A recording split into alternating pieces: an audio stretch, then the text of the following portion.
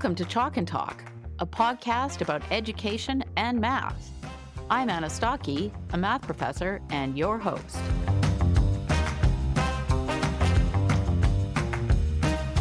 You are listening to episode 26 of Chalk and Talk. My guest in this episode is David Morkunas. He is a teacher and numeracy learning specialist in Australia. Our conversation is all about applying cognitive load theory and explicit instruction for teaching math. We discuss his role in overseeing a primary math program. He details how cognitive science principles are incorporated into daily math reviews at his school.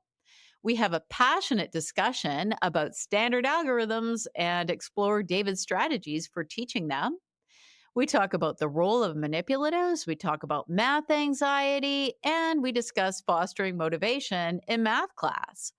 I also asked David to give some recommendations for resources for teachers who are keen on learning more about explicit instruction and cognitive load theory, and I will provide a link to those on the resource page. This episode is packed with concrete advice for teaching math, especially in the primary grades. David's infectious passion for math and his skill in applying effective teaching methods make this an invaluable episode for any teacher or math education enthusiast.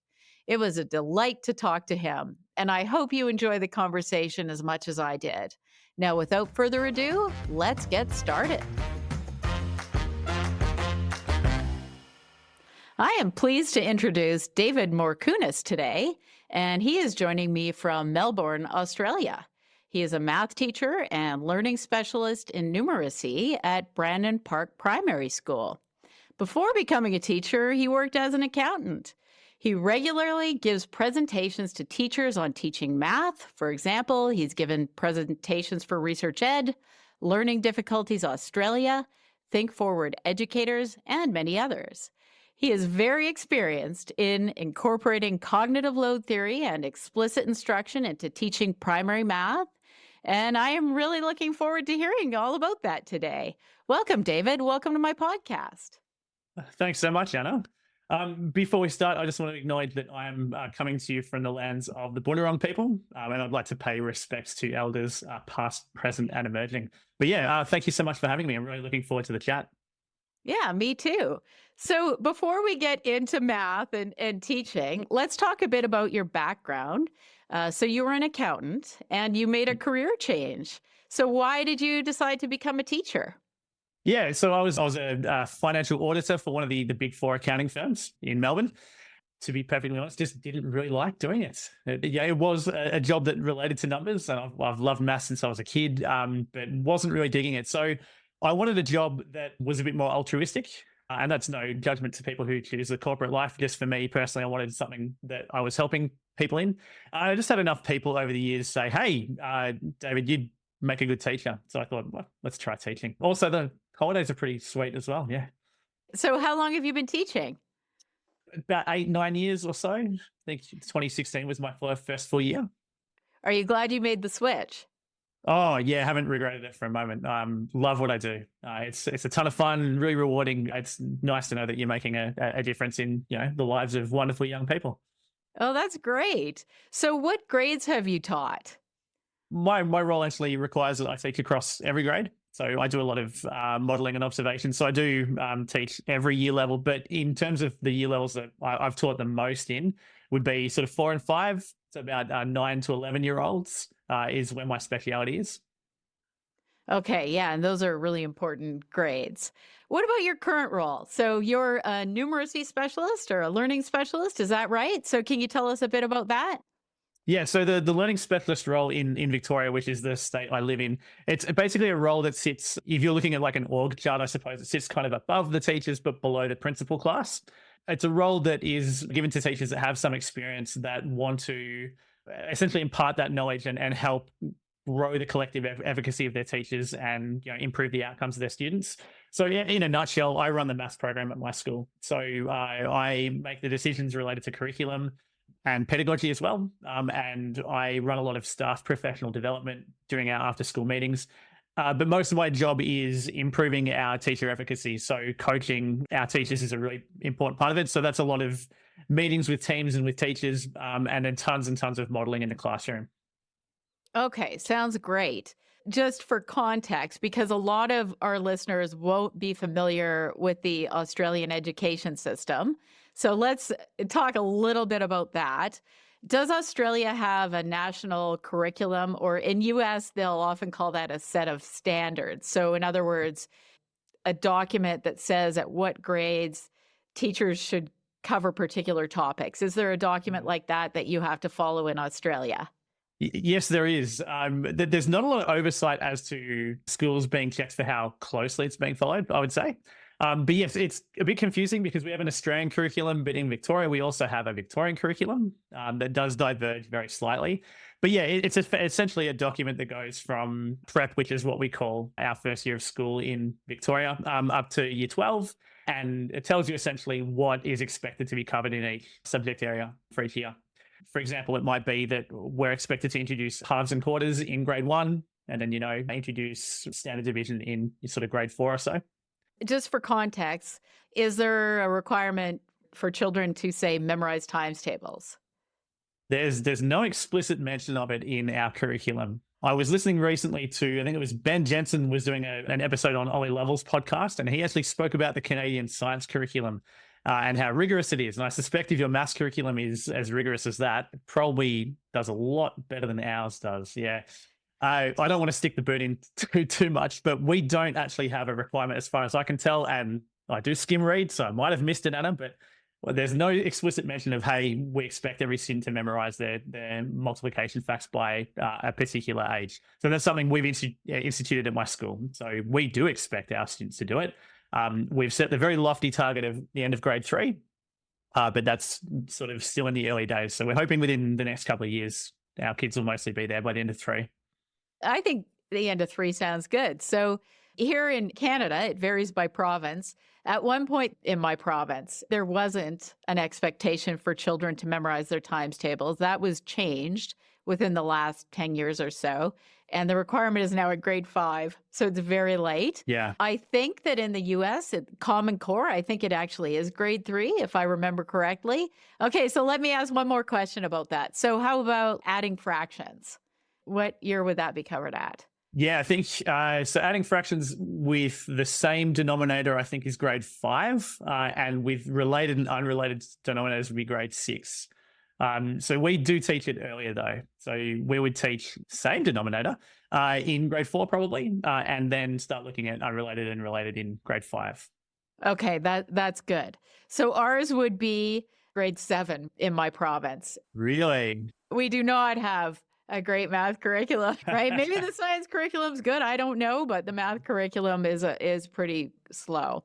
Next, I'm wondering about your school, and math is taught every day. Is that correct? Yeah, absolutely. Yeah, so every day for at least an hour. So my school prior to this was actually every day for 90 minutes, which was amazing. But we have a couple of timetable challenges at my school. So the most we can, or the minimum we can guarantee is an hour. But yeah, it's expected that every single class does at least an hour of maths a day. So an hour a day. Okay. And that's probably pretty standard, I would think, in Canada too. So that's at least similar. All right. So let's get into it. So I understand that at your school, the basic approach to teaching math is informed by cognitive load theory and explicit instruction. Mm-hmm. So can you briefly give an overview of cognitive load theory for a general audience?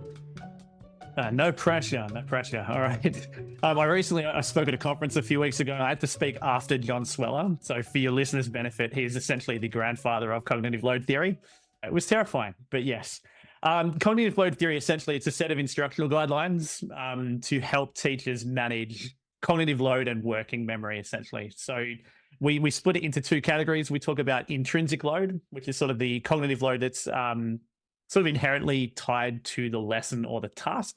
Sort of the difficulty that's natural to what's being taught. And then extraneous load, which is essentially all I almost call it noise, all the stuff that gets in the way of the teaching. It's everything from having too many posters at the front of your room to noise bleed from a different classroom if you're in an open plan environment, to the way that you're even structuring the sentences that you're speaking, I suppose, in your teaching. Cognitive load theory just gives us some guidelines of sort of, hey, you should probably present this material in this particular way to manage your students' working memory and, give them the best possible chance to retain as much as they can. Okay, so essentially keeping working memory in mind, trying to reduce extraneous load where possible, and that sort of thing, right? Yeah. Now, how about explicit instruction? So, what's the basic idea behind explicit instruction? Yeah, so explicit instruction is probably the opposite of the idea of like guide on the side or inquiry based methods. So it assumes that the teacher is the expert in the room, and it's a gradual release of responsibility model. So there are a few different. If you talk about explicit instruction as an umbrella term, there are a few different specific pedagogies that can sit underneath that. You've got Engelman's really scripted direct instruction, and you've got stuff that's a bit more loose. The model that we use is called explicit direct instruction, or EDI, and it was popularized by Ibarra and Hollingsworth. And it's a 7 or 8 step process in a lesson. Your listeners might know it as like I do, we do, you do. So teacher modeling, then students working with support, and then students working independently. That's the basic tenet. But what EDI does really well is the idea of like constantly checking for understanding. So not just assuming that students know it, constantly checking every minute or two to see that students are on the same page as you, and reteaching if they're not. So actually pulling the trigger and saying, hey, we need to take a step back. We haven't quite got this. Let's do another example. And yeah, just releasing information or giving them information in small chunks and scaffolding where possible.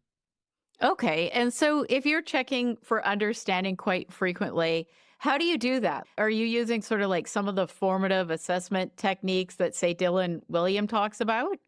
Absolutely, yeah. So the most important piece of kit, especially in the maths classroom, are mini whiteboards. So they're just they're incredible. I was quoted a few years ago in an interview, and I literally said, "You can take them from my cold dead hands." That's how important they are. So because we do so many worked examples and things like that in our maths program, they're hugely powerful. A teacher can model a question, do the think aloud, and talk about how they're actually solving that, and then give the students a near identical problem and say, all right, go work on their whiteboards. After a couple of minutes, the teacher will call an attention signal. The students will pin their whiteboards, so they'll place their whiteboards under their chin. Teacher can scan all 25 answers at the same time and tell very quickly whether things have gone well, or whether it's a dumpster fire and we need to reteach.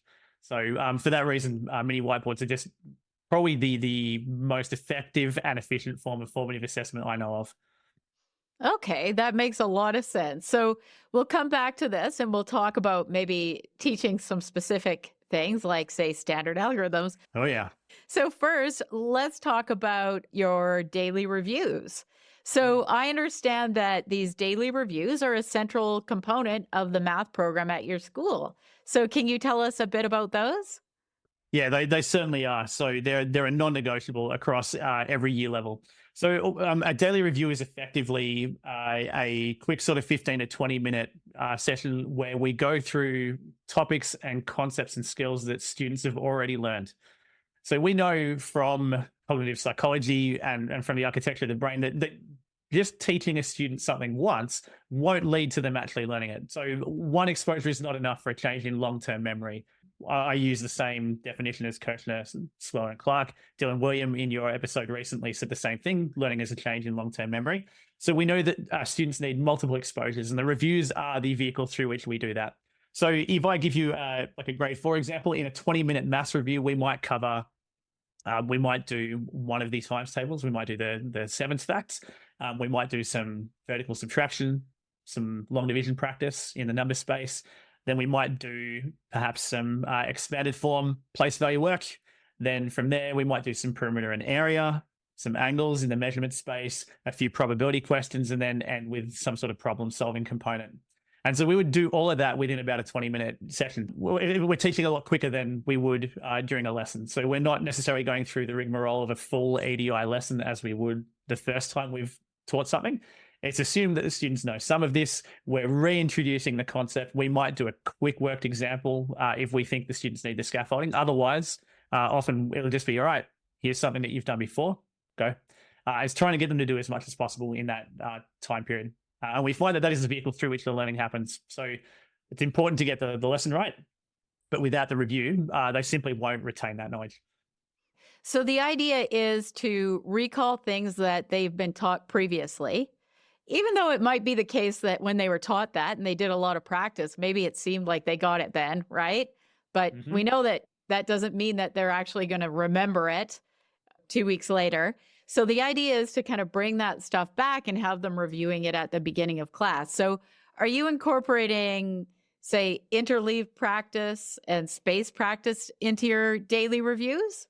Yeah, absolutely. Yeah. So space practice in that we're not doing a review that is just on multiplication, for example. We're going to be like, all right, I'm going to give you subtraction, then I might give you subtraction again in a week, and then perhaps in a couple of weeks, and then maybe in a few more weeks. So we're spacing that out. It's interleaved in that we are chopping and changing topics very frequently. So within 15 to 20 minutes, we might go through as many as 10 or 12 different topics. So space and interleave practice are kind of fundamental components of a review. And then, of course, the main thing is the retrieval practice. So it's having them retrieve information from their long-term into their working memory, which we know the research says sort of makes memories more durable, and that hopefully leads to better retention and learning. That's a really great idea. That's sort of the best way to kind of use some of those techniques from cognitive science, right? Interleave practice, space practice, retrieval practice. That's how you kind of make it stick, right? So, are your daily reviews effective? I certainly hope so. Yes, I would say they definitely are. So when we started doing them at my last school, we noticed a pretty quick uptick in our results. But more than that, like with a lot of students commenting and saying, "Hey, I remember this now. I can do this." With the extra practice and that sort of thing. We've had some fairly decent results in standardized testing recently over the last few years, and I would attribute it that I don't have like an RCT that I can point to and say, here's the data from it, but I would contribute most of that growth to the changes in our review program. So just simply giving the kids the opportunity to consolidate their knowledge is hugely powerful. Just taking that extra time to review at the beginning of class to do retrieval practice, you accomplish more than you would otherwise, right? Because the idea is to move information to long term memory. Yeah, I think a lot of people in Australia say that our curriculum's overcluttered, and that kind of baffles me because I don't agree, especially in the math space. A lot of schools will do like huge blocks of lessons on the same thing. Like most schools, the default would be, all right, we're going to do a week or 2 weeks on addition. And so the students are getting lots of practice, but then after that 2 weeks, they're kind of not touching that again for the rest of the year. So our curriculum's a bit different. We will teach something once. So we'll do one lesson on it and it goes straight into our review program. It's not unless the kids absolutely bomb it that we would consider reteaching. And that frees up a lot of time that we can use on review. But yeah, as I said, absolute non-negotiable. So I had to tell some of my teams, we have like a swimming program in Australia because that's in fact part of our curriculum. Every student in Australia is required to swim 50 meters unassisted by the end of grade 6 because we are a land girt by sea. That's a line from our anthem, in fact. And we get 2 weeks of swimming lessons that kind of ruins our timetable. And I had to speak to teams last year and say, hey, I don't want you to do any new lessons. Instead, just keep doing your reviews, because teams were worried that they would not finish the curriculum. And it's not actually the case. There's not that much there if you use your time wisely. And just to sort of remind listeners, we've talked a little bit about this sort of thing on past episodes, but if someone's just tuning in for the first time, so blocked practice, that would be when you're practicing the same type of thing over and over, right? The same topic. So you mentioned addition. Space practice would be if you brought back another topic from previously. So maybe you were covering area or something like that. And then you bring that in to practice along with the addition. Does that sound right? Yeah, sounds perfect. And interleaved practice, on the other hand, the topic can be kind of similar, right? So the idea with interleaved practice is that students have to differentiate to determine, what type of strategy they would use to solve that particular problem, right? Yeah, can be harder in the short term. So it might be the classic example in primary would be perimeter and area. So sort of rapidly switching between the two, which students can struggle with because they often conflate them, but leads to better long-term growth and outcomes.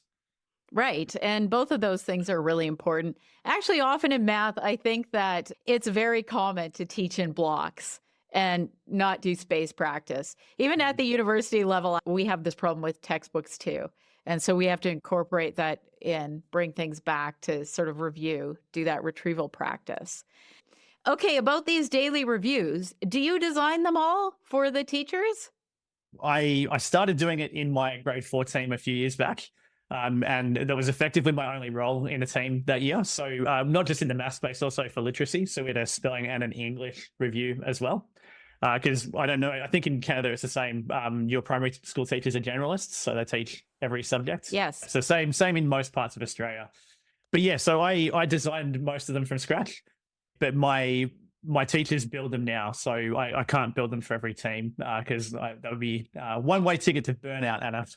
So instead, I give them sort of the basics of like, hey, here are a few things to get you started, and the idea is that they use a lot of their worked examples from their lessons, and that becomes part of their review deck.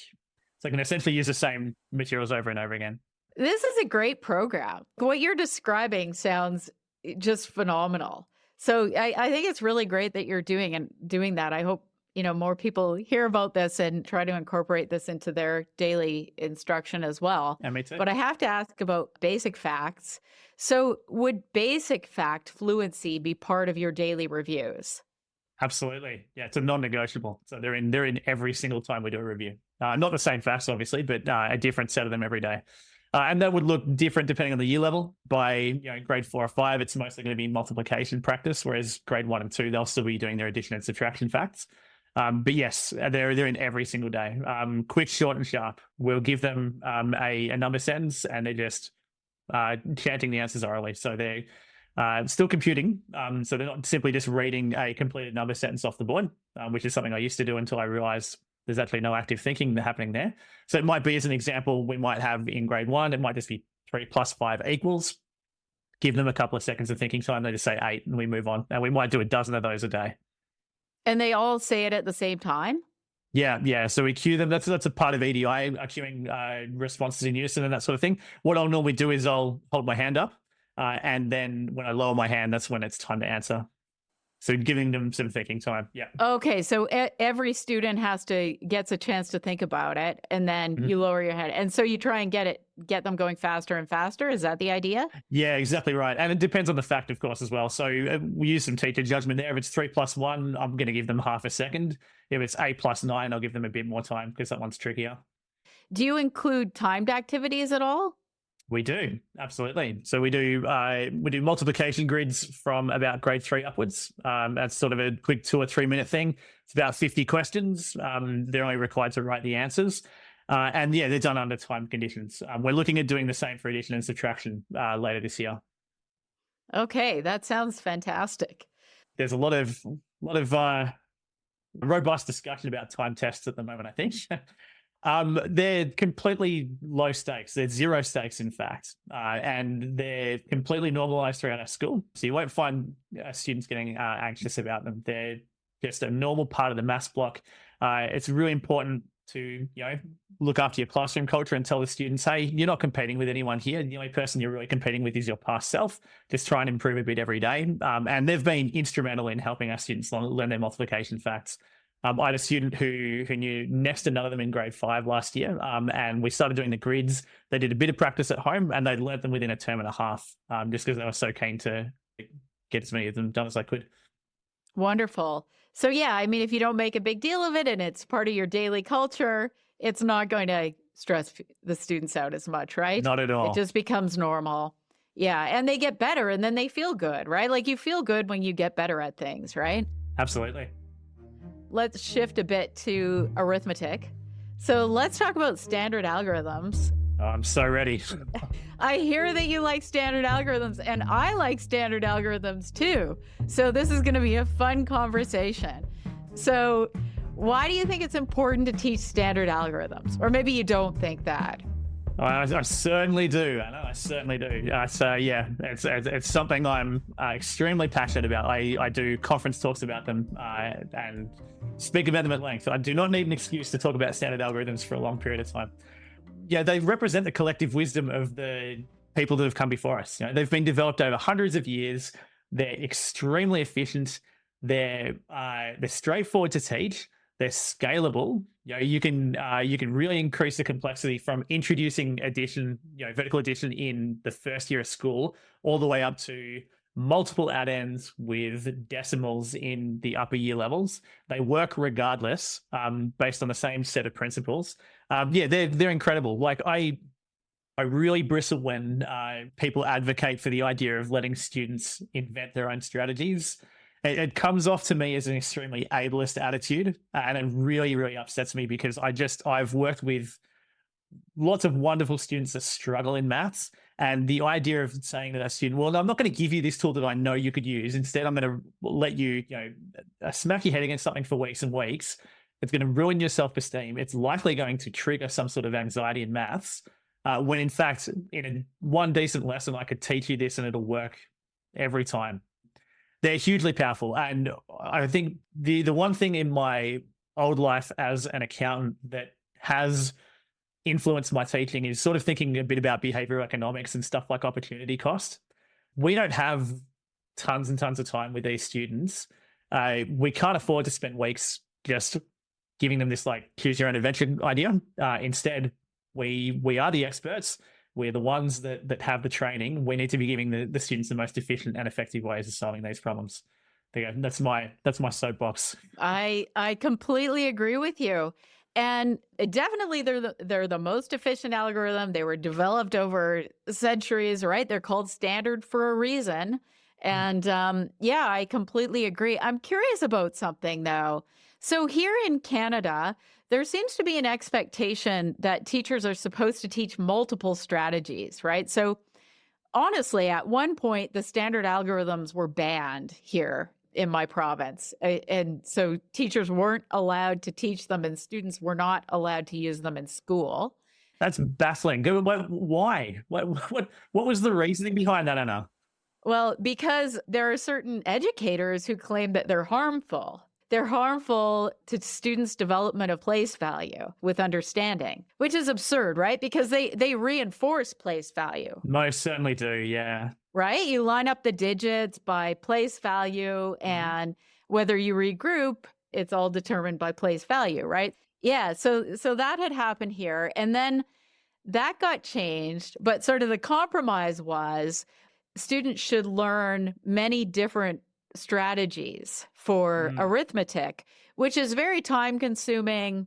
And oftentimes students aren't getting enough practice with any one strategy, so they don't become good at the standard algorithm. Yeah. So I'm curious about that. So you don't have to worry about the multiple strategies there?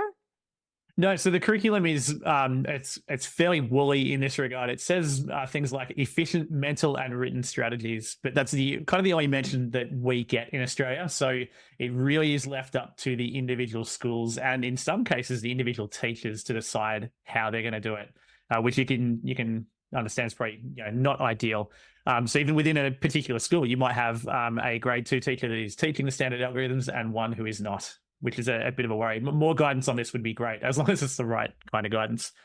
Yeah, so we lean very heavily on the standard algorithms. We do teach strategies but it's mostly for mental computation. So we'll teach things like, split strategies and stuff like that, but it's mostly assumed, and partitioning and multiplication. It's assumed that students use those mentally. Whenever they're doing any kind of written work, we steer them towards the algorithm as much as possible. And I'm certainly in favor of some of those mental math strategies. Those are important too. And the standard algorithms, using them, actually, it gets you practicing your number facts too. Absolutely, yeah. I think we've convinced everybody that standard algorithms are important. At least I hope so. Me too. Okay, so let's talk about how you teach them. So first of all, what prerequisite knowledge do you think students need before learning standard algorithms? No, look, not a lot, because you can probably develop that in tandem with the algorithm. But you do want them to have a sort of a rudimentary knowledge of what each operation is and its function, I guess. So you want some fairly kid-friendly definitions of addition, even if it's something like, hey, addition is joining two numbers together, just to begin with in prep. And then you'd probably do some number stories. I had 3 apples and Anna had 2 apples. How many apples altogether? And linking those to addition. If you can, and this is something where we're still working on at my school, is it's good to get some part whole representations in as well, because then you can link addition to those, and it helps when you get into problem solving. But yeah, you don't need a ton of prerequisite knowledge. By the end of our first year at my school, our students are solving vertical addition problems, just single digit for the first sort of lesson, probably answers that are less than 10 as well. So there's no renaming happening. But yeah, not a ton. What about conceptual understanding? You asked me about why the standard algorithms were banned here for a bit, and that was Yeah. another reason I was given, was that they work against conceptual understanding. I'm curious what you think about that. That's baffling to me. They actually promote and help with conceptual understanding, especially if you use them in conjunction with concrete materials, which you should absolutely be doing in the younger years. It's weird to me because if you're going to give them this sort of smorgasbord of other strategies, a lot of those strategies have nothing to do with conceptual understanding. And do you know, like the Chinese lattice method of multiplication? Yes, I do. Yeah, I've seen that. You teach a kid to do that, and they can multiply 3-digit numbers any day of the week. Ask them what's happening, and just watch their face turn blank. Like it doesn't teach the slightest bit of conceptual understanding, but you can absolutely incorporate that into good explicit lessons on the algorithms. You know, if you're doing long form multiplication, you're explaining, we're multiplying by ones here, so our answer will be expressed in ones. Our next row, we're multiplying by tens. That's why the placeholder zero is in there, because when we multiply by a whole number by tens, the answer will end in a zero. So you can absolutely promote conceptual understanding. So yes, I reject that idea wholeheartedly that the standard algorithms somehow don't. So how do you teach standard algorithms? So pick your favorite operation and maybe you can kind of walk me through it if it's possible, because we're just recording audio, if you don't mind. No, absolutely. So because it's audio, the simplest one's probably just to stick with addition. It's Yes. not my favorite though, and I'm a long division devotee. I love long division. Me too. Yeah, long division absolutely rules. But let's pretend we're doing addition. And so our prerequisites will be that we assume the students have some sort of basic fact knowledge. So we're hoping that they have some of their addition facts. This, just as a tangent, this is something that also relates to cognitive load theory and especially optimizing intrinsic load. Teachers need to be really, really careful which digits they use in their practice problems. You really need to consider what the output, what the answer is, and consider whether students actually have the number facts to solve that particular problem. So for our example, we'll do 2 digits plus 2 digits. And so I prepared, the listeners can't see that. It's 28 plus 14 is what we're going to do. And so I would actually, at the beginning, I'd actually even tell my students the answer. So I'm going to say the answer is going to be 42. And the reason I do that is I'm going to have some high flyers in my class that can probably solve this mentally. And if I throw up 28 plus 14 on a board, they're not going to listen to a word I say afterwards. They're just going to try and solve it in their head. And it's great. Look, I like that they can solve that kind of stuff in their head, but eventually in 4 or 5 years, I want them to be able to add 6 and 7 and 8 digit numbers in their head, which they won't be able to do. So I want them focused on the process. So the first thing I do, because I'm a Grinch, is I spoil the answer. And then we go into this standard language for addition. So I'll tell my students that we always start in the ones column. Right. And then in the older years, I'll say, well, we always start in the smallest place value because we're doing tenths and hundredths. But the language is this. So if your listeners can imagine 28 plus 14, the language is 8 ones plus 4 ones equals 12 ones. Rename as 1, 10, and 2 ones. And as I'm saying 1, 10, and 2 ones, I'm recording the 1 above the tens column and the 2 in the ones column below where the answer goes. And then I say we move to the tens column. 1 10 plus 2 tens is 3 tens. Plus 1 10 equals 4 tens. And my answer is 42. Perfect. So just simple as that, yeah. So I should say as well, because I don't like taking credit for other people's ideas. And as I like to say, good teachers create and great teachers steal. The language that we use, it all comes from George Booker's work. He's an Australian mathematics professor, and he wrote a book called Teaching Primary Mathematics. That's basically the gold standard in Australia. So all this stuff has come from him. Nice. And so that's what we mean by reinforcing place value. The way that you describe that is just, it really does reinforce place value for students, right? It doesn't work against place value. So yeah, you did a great job of that. Thank you so much. So you also teach long division, and that's at what grade? Well, so we actually started teaching that now in grade 3. So it was grade 4 until the end of last year, but we decided to increase the rigor a bit. And I actually taught those lessons last term. So I went into all of our grade 3 classrooms and did that. And it was a resounding success. They're definitely capable of it. Those students who perhaps don't have a good grasp of their multiplication facts yet, we'll give them a grid. It's the same with long form multiplication. If the focus of the lesson is, I want you to solve long division, I don't want them to have to worry about, I don't know what 3 6s are, so I'm going to have to spend 2 minutes deriving that. Instead, give them a grid, or even just tell them, hey, that's 18, and let them focus on the recording and the process. But yeah, so grade 3, and then by grade 5, it's, all the grisly ones, double digit divisors and decimal remainders and all the fun stuff.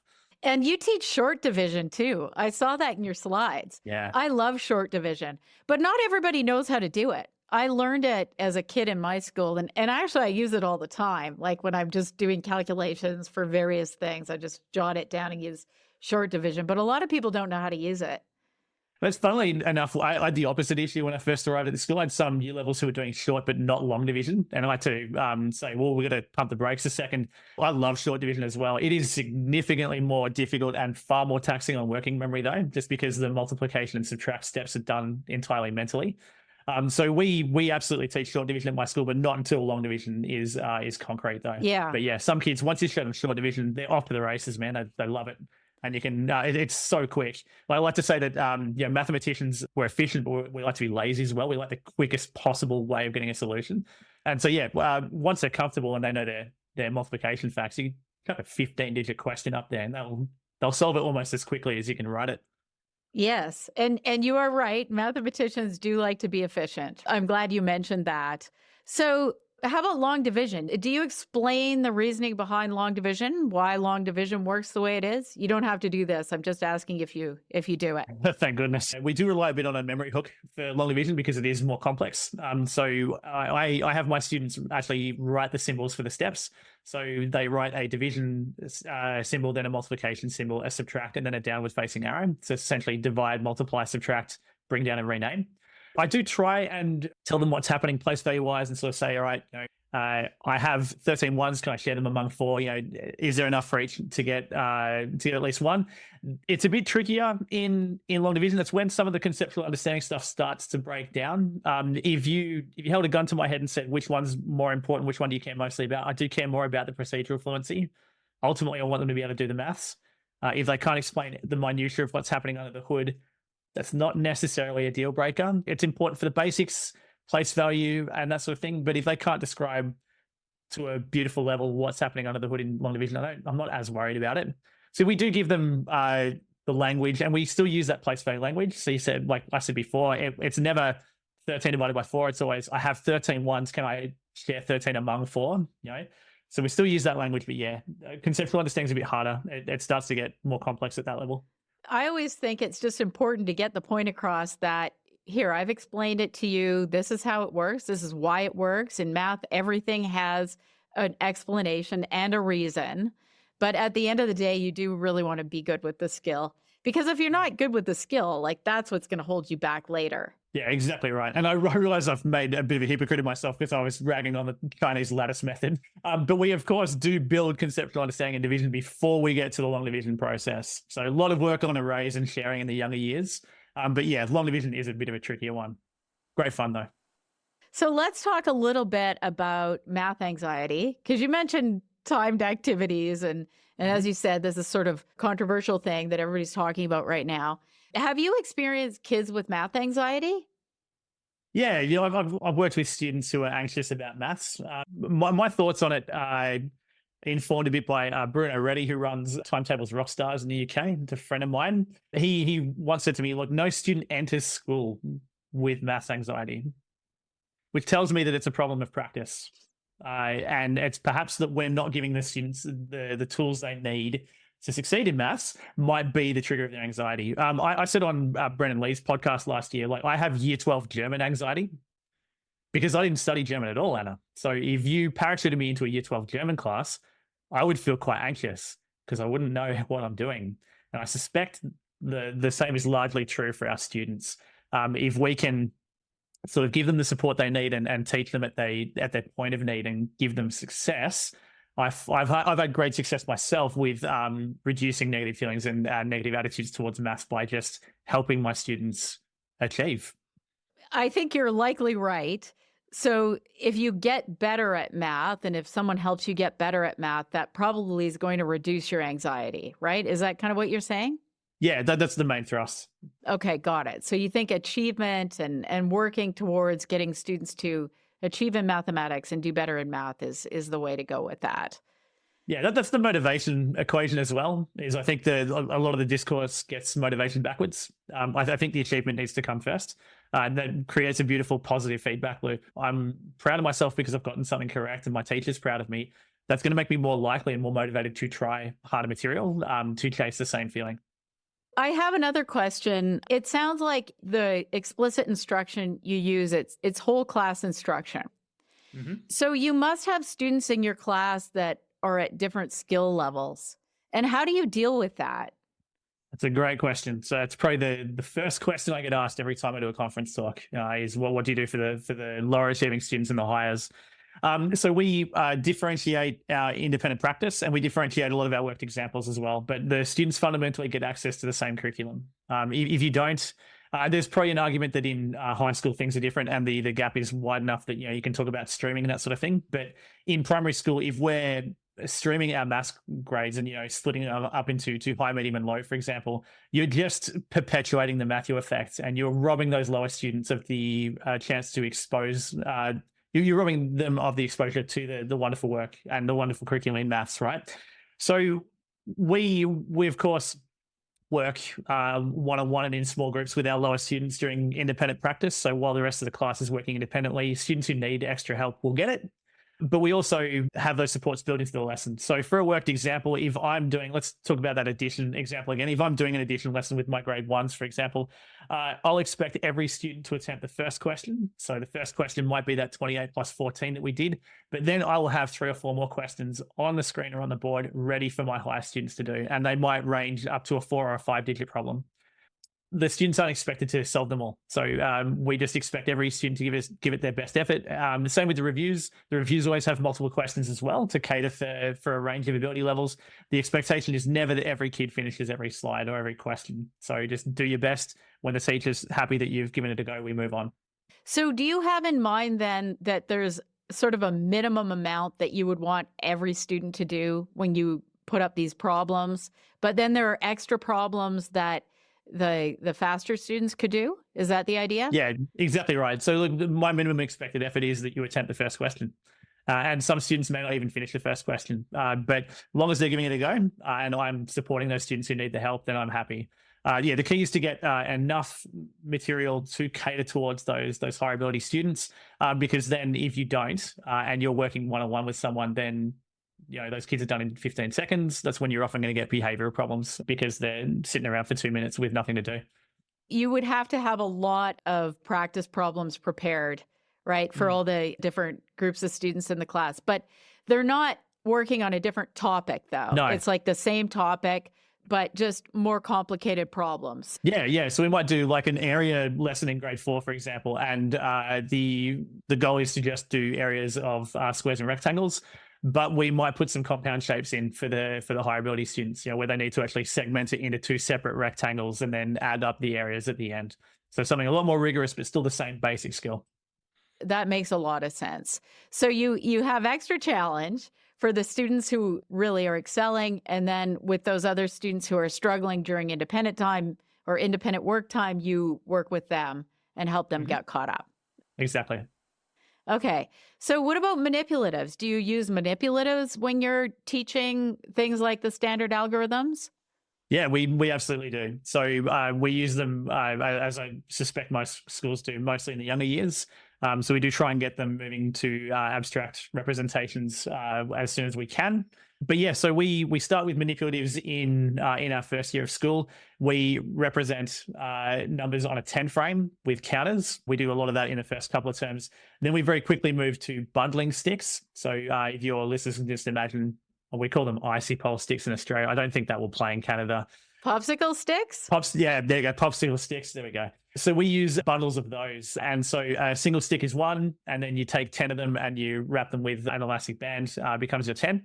So we use those. They're really, really useful, especially for renaming or regrouping, because they're a unit of 10. Take the band off, bang, they're all of a sudden 10 ones. So once our students are comfortable with making tens and things like that, we'll use bundling sticks to support the algorithms. So the first time our students will see standard addition, they will see it with bundling sticks. And then eventually we will do problems where we have the bundling sticks and the digits or the numerals side by side. Students will work on them with sticks, eventually work on them with the sticks and the numerals, and then eventually just the numerals.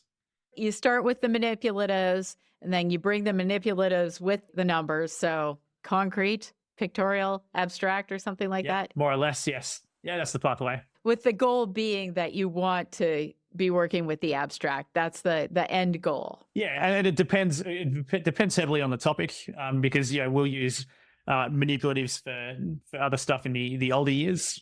Something a bit more advanced. We might use manipulatives for fraction representations, for example. But then eventually, the end goal for all of this stuff is to get to abstract when we can. So I wanted to ask something about the teacher qualifications in Australia.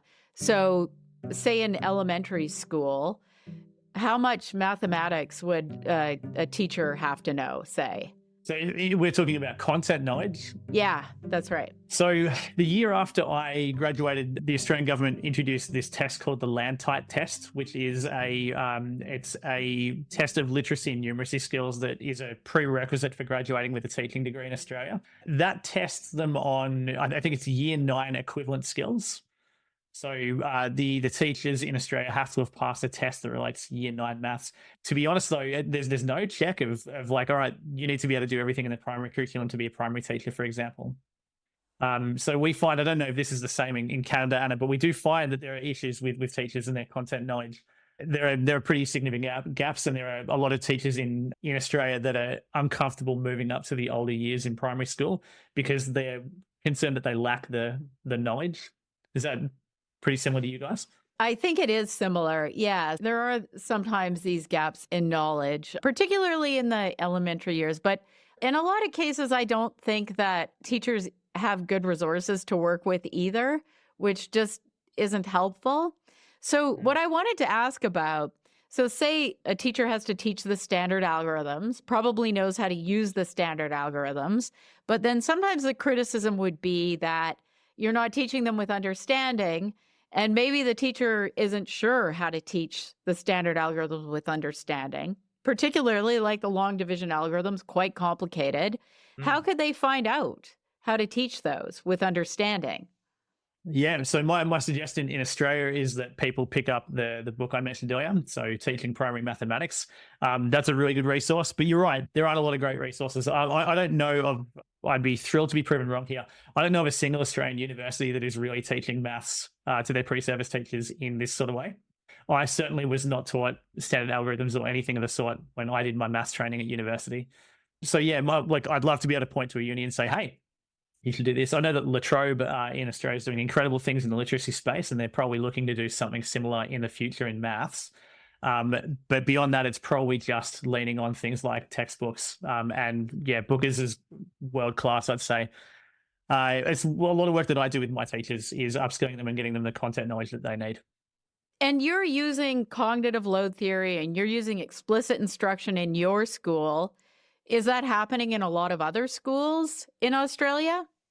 More schools than were doing it 5 years ago. So we're in the middle of a bit of a groundswell when it comes to explicit teaching and sort of evidence-based practice here. So organisations that you mentioned in my bio, things like Think Forward Educators and Learning Difficulties Australia, sharing best practice is another one in Australia that are sort of really promoting this stuff from the grassroots level. When I was at my last school, we were more or less one of only 2 or 3 schools in Victoria doing this kind of stuff. Now there are probably 50 or 60. So the change is happening.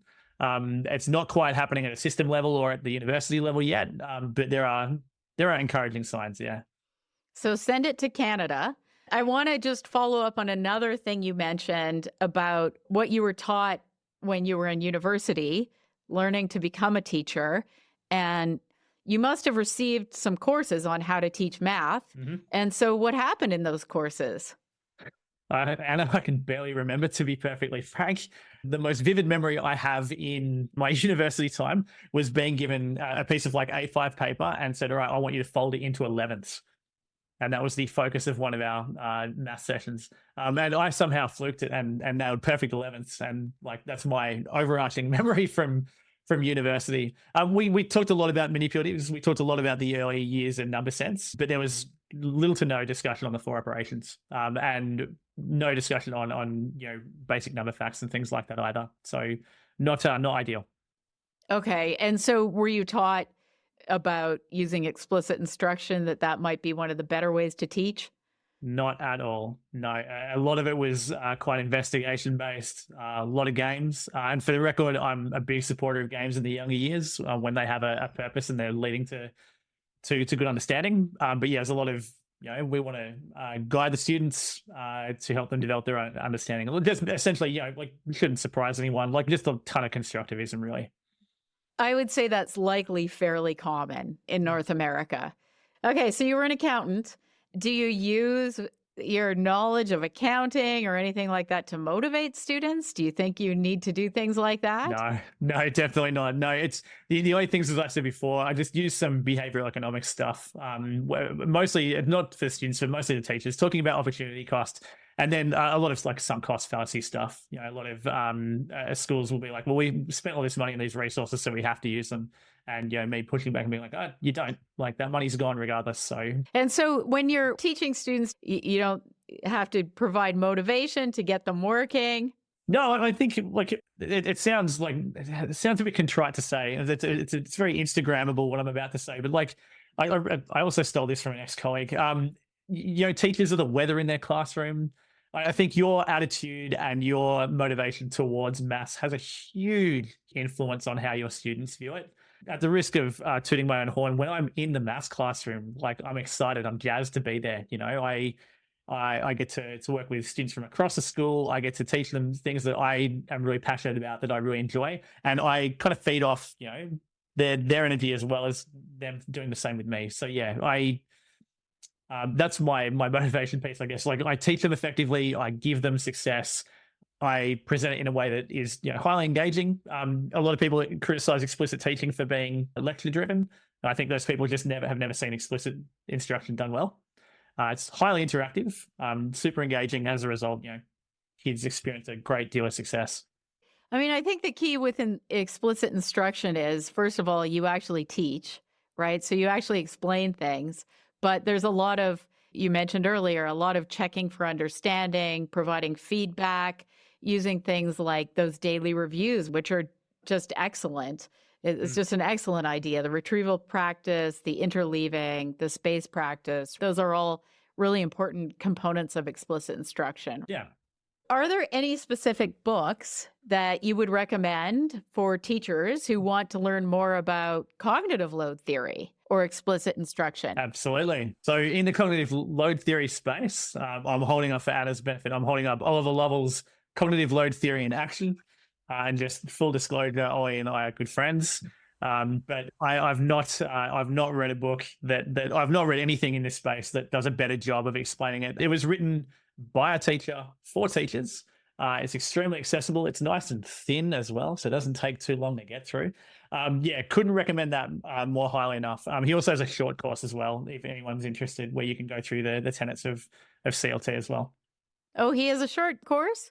He does, yeah. I think it's through his website, and it's like I think 8 hours. And in Australia, I think it qualifies as, because we have to do a certain number of PD hours a year. I think it's eligible for that kind of stuff as well. So, would highly recommend that for anyone who's interested. And in the explicit instruction space, the main book that I use is Ibarra and Hollingsworth's Explicit Direct Instruction. It's in its second edition, and that is sort of the perfect place for anyone who wants to start using explicit instruction in their classroom. And I'm going to link to those on the resource page, as well as the other book that you mentioned earlier a couple of times about teaching math, so that people can look them up. So last question, what advice would you give new teachers? Depends about what, I guess. It's a wonderful profession. It's not without its challenges, though. The advice I'd give is probably to triage your work. Teaching is one of those professions where if you want, you can pull 100-hour weeks and there'll always be something to do still. So just being really careful with your work-life balance and realizing that not everything needs to be done when it comes to you. So sort of being kind of looking after yourself in that respect. In the content knowledge space, I'd find someone, like the classic advice I give anyone in any industry, really, find someone who's doing something really well and copy them. If you're interested in maths, find the best maths teacher at your school, ask to observe them, pick their brain apart, and ask them where they learnt their stuff from. So find someone who's really good and just rip them off, basically. That's great advice. That's what I've done. I just pay attention to what my colleagues are doing who are doing things really well, and lots of conversations, right? It really helps a lot. Yeah. I love talking to you today, and thank you so much for coming on. Lots of useful stuff, and I'm sure teachers will really appreciate it. So thank you so much. A pleasure to connect with you. I hope listeners find some value out of what we've talked about. My pleasure. As always, we've included a resource page for this episode that has links to books mentioned in the episode. I'll have another great episode coming out on May 24th. If you enjoy this podcast, please consider showing your support by leaving a 5-star review on Spotify or Apple Podcasts. Chalk and Talk is produced by me, Anna Stokke, transcript and resource page by Jasmine Boisclair, social media images by Nicole Melem Gutierrez. Subscribe on your favorite podcast app to get new episodes delivered as they become available. You can follow me on X for notifications or check out my website, annastokke.com, for more information. This podcast received funding through a University of Winnipeg Knowledge Mobilization and Community Impact Grant funded through the Anthony Swady Knowledge Impact Fund.